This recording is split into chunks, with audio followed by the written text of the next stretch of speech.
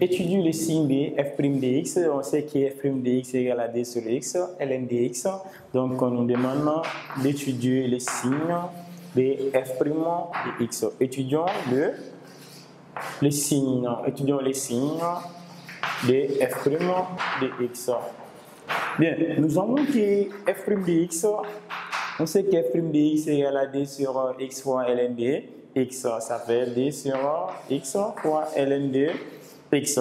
Donc ici on est libre, ainsi on peut dire pour tout x élément du df, c'est-à-dire de 0 à plus infini, d sur x est strictement supérieur à 0. Donc le signe dépend de ln de x. On sait que ln est strictement positif, donc nous allons dire que de 0 à plus infini, cette fonction est positive. Mais non, on va dire que d sur x est supérieur à 0 et le signe dépend de ln de x. ln de x est positif. Donc, nous allons voir l'état de notre f' de x. C'est-à-dire, on va posons que f' de x égale à 0. Donc, si f' de x est égal à 0, on dit que le signe dépend de ln de x.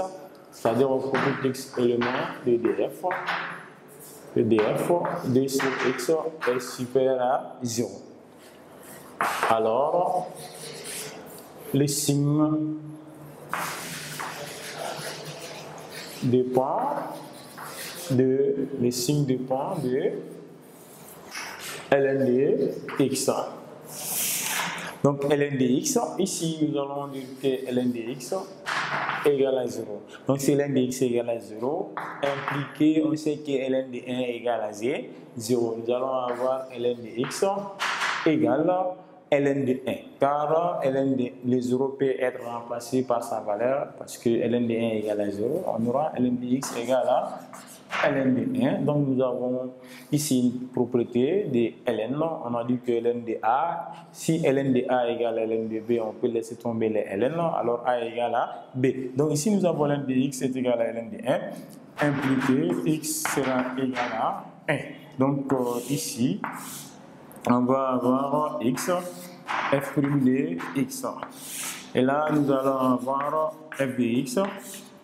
Donc, on dit que cette fonction ln de x est définie de 0 à plus infini. Ici, on va avoir 0. Voilà. Donc, 0. On a assuré cette partie, ça ne peut pas partir. De 0 à plus infini. Donc, x est égal à 1.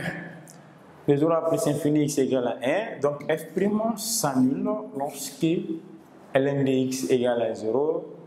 On a x égale à 1. Donc, si x égale à 1, le signe de a à l'extérieur, ln est positif, de 0 à plus infini. Donc, le signe de a ici sera à l'extérieur. Le signe est positif et le signe contraire de a à l'intérieur.